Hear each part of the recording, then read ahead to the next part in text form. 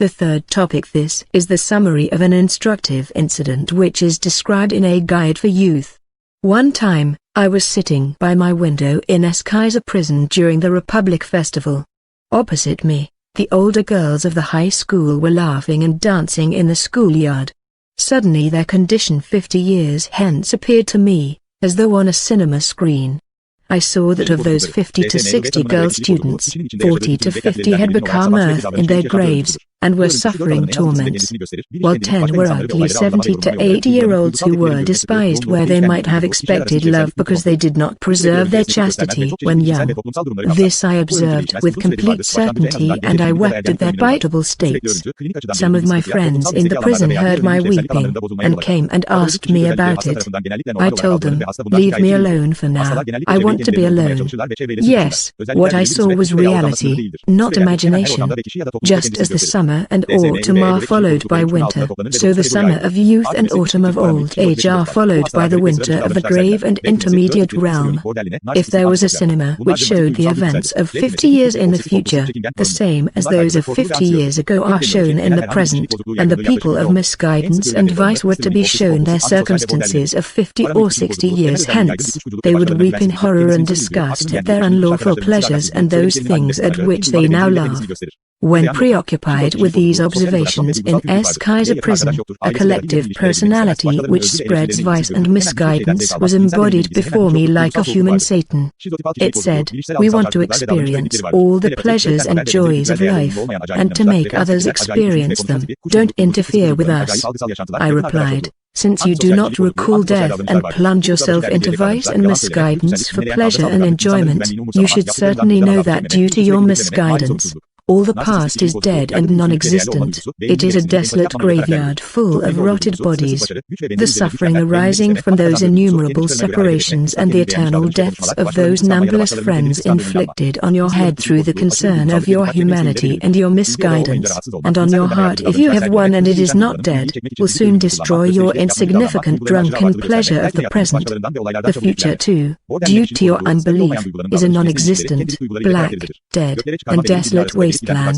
And since the heads of the unfortunates who appear from there, sticking them out into existence while stopping by in the present, are struck off by the executioner's sword of the appointed hour and thrown into non-existence, due to the concern of your intellect, it continuously rains down grievous worries on your unbelieving head, completely overturning your petty, dissolute pleasure.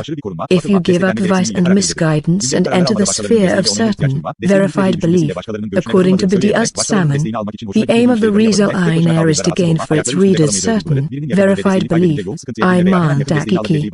This has been defined as, to acquire certain knowledge of all questions related to belief through close investigation, and to live that belief. Firm, unshakable belief.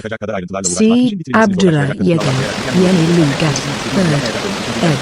Istanbul, 1975, 271, and righteousness. You will see through the light of belief that the past is not non-existent and a graveyard that rots everything, but an existent, light-filled world which is transformed into the future and into a waiting room for the immortal spirits who will enter palaces of bliss in the future.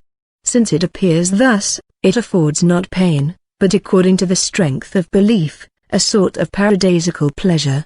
The future, too, appears to the eye of belief not as a dark wasteland, but where banquets and exhibitions of gifts have been set up in palaces of everlasting bliss by the most merciful and compassionate one of glory and bestowal, whose mercy and munificence are infinite and who makes the spring and summer into tables laden with bounties. Since, knowing he will be dispatched there, a person observes this on the cinema screen of belief, he may experience in a way the pleasures of the eternal realm. All may do this according to their degree. That is to say, true, pain-free pleasure is found only in belief in God, and is possible only through belief. Being related to our discussion, we shall explain here by means of a comparison, which is included in a guide for youth as a footnote, only a single benefit and pleasure out of the thousands that belief produces in this world too. It is as follows, for example, your beloved only child is suffering the pangs of death and you are thinking despairingly of your being eternally parted from him. Then suddenly a doctor like Khidr or Luqman the Wise arrives with a wondrous medicine. Your lovely and lovable child opens his eyes, delivered from death. You can understand what joy and happiness it would give you. Now, like the child, millions of people whom you earnestly love and are concerned for are in your view rotting in the graveyard of the past and are about to be annihilated, when suddenly the reality of belief, like Luqman the Wise, shines a light from the window of heart onto the graveyard, which is imagined to be a vast place of execution. Through it, all the dead spring to life. On their declaring through the tongue of disposition, "We had not died and shall not die, we shall meet with you again," you feel an endless joy, which belief gives in this world too, proving that belief in God is a seed that were it to be embodied, a private paradise would emerge from it, becoming the tuber tree of that seed. I told the collective personality this, and in its stubbornness, it said, "At least we can live like animals, passing our lives in pleasure and enjoyment, and by indulging in amusement and dissipation not thinking about these difficult matters." I told it by way of an answer, "You cannot be like an animal, for animals have no past and future. They feel neither sorrows or regrets at the past, nor anxiety and fear at the future. It receives perfect pleasure, it sleeps and rises and thanks its creator. An animal held down to be slaughtered, even, does not feel anything. It wants to feel it as the knife cuts, but that feeling disappears as well, and it is saved from the pain. This means that a great instance of divine mercy and compassion is not making known the unseen, and veiling the things that will befall one. It is more complete for innocent animals.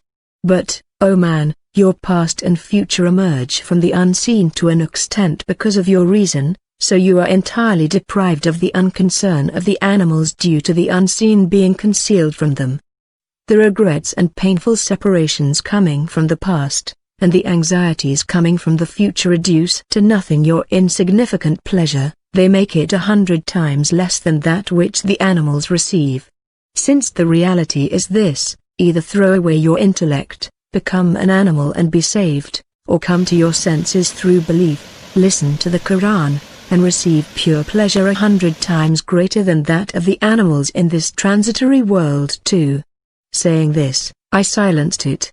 Yet, that obdurate collective personality still turned to me and said, "At least we can live like those Westerners who are without religion." I replied, "You cannot be like the irreligious people of Europe, either. For even if they deny one prophet, they can believe in the others. If they do not know the prophets, they may believe in God. And even if they do not know God, they may possess certain personal qualities through which they find fulfillment. But if a Muslim denies the prophet of the end of time, peace and blessings be upon him, who was the final and greatest of the prophets and whose religion and cause are universal, and if he abandons his religion, he will accept no other prophet and perhaps not even God. For he knows all the prophets and God and all perfections through the prophet of the end of time, peace and blessings be upon him, they can have no place in his heart without him. It is for this reason that since early times people have entered Islam from all other religions, but no Muslim has become a true Jew, Majin, or Christian. Muslims who abandon their religion rather become irreligious, their characters are corrupted, and they become harmful for the country and nation. I proved this, and the obstinate collective personality could find no further straw to clutch at, so it vanished and went to hell. My friends who are studying together with me in this school of Joseph. Since the reality is this and the Risale-Nur proves it so clearly and decisively, like sunlight, that for 20 years it has broken the obstinacy of the obdurate and brought them to believe, we should therefore follow the way of belief and right conduct, which is easy and safe and beneficial for both our own worlds, and our futures, and our lives in the hereafter, and our country and nation, and spend our free time reciting the surahs of the Quran that we know instead of indulging in distressing fancies, and learn the meaning from friends who teach them, and make up for the prayers we have failed to perform in the past, when we should have done, and taking advantage of one another's good qualities. Transform this prison into a blessed garden, raising the seedlings of good character. With good deeds like these, We should do our best to make the prison governor and those concerned not torturers like the angels of hell standing over criminals and murderers, but righteous masters and kindly guards charged with the duties of raising people for paradise in the school of Joseph and supervising their training and education. Staff of Moses, 18.